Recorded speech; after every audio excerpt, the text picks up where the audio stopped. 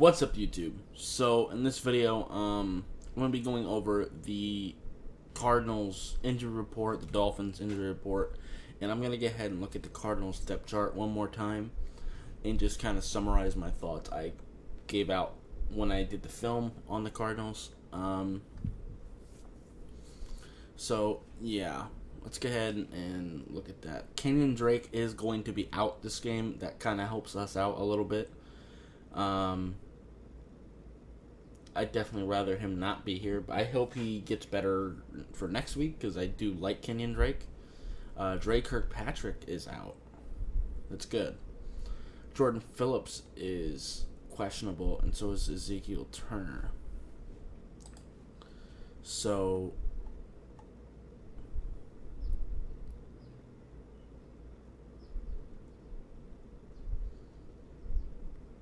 Dre Kirkpatrick.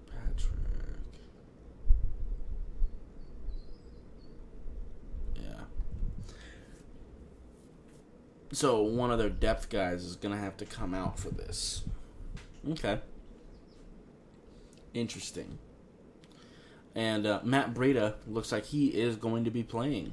That's great because we have had to put Myles Gaskin on IR for at least a few weeks. So we will be without him. So we will be relying on Matt Breida, Patrick Laird, and possibly DeAndre Washington. Oh, and Jordan Howard, of course, to hopefully get some sort of running game going against the Cardinals.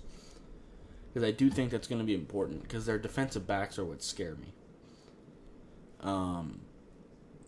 So let's go ahead and look at the depth chart one more time. So looking at their offense first, the things that really stand out. Now, even though Kenyon Drake is out, Chase Edmonds is still a really good player, and Eno Benjamin can also get you some snaps. DJ Foster's okay. But Chase Edmonds can hurt you. Kyler Murray, y'all know what Kyler Murray is about. Like, he's got a pretty decent arm. Struggles with accuracy and decision making, but those legs, man, he is just so fucking athletic. He's just a little jitterbug, like, can just make you miss, That's what scares me the most about their offense, that and this receiving core. Like, I mentioned that his arm isn't necessarily the problem, but with these receivers, it's still a threat.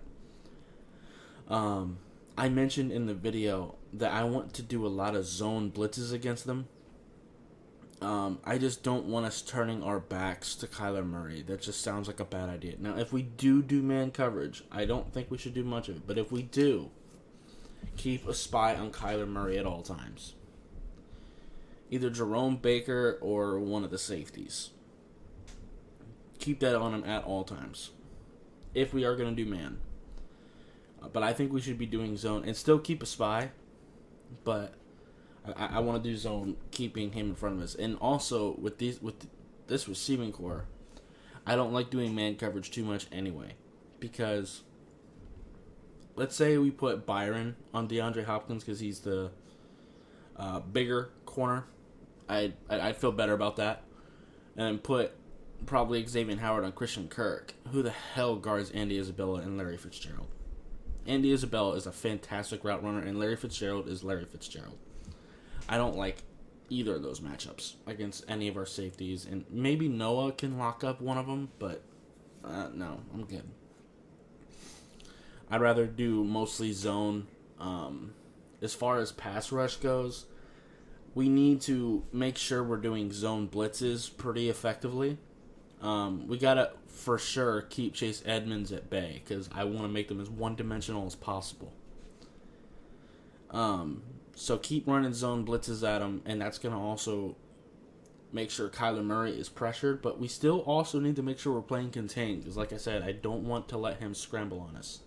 So make sure we have people that are responsible for playing contained, but we also need to be really getting pass rush to rush him into bad throws and bad decision making.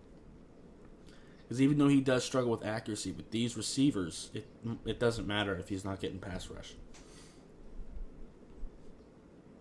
So, as far as our defense goes,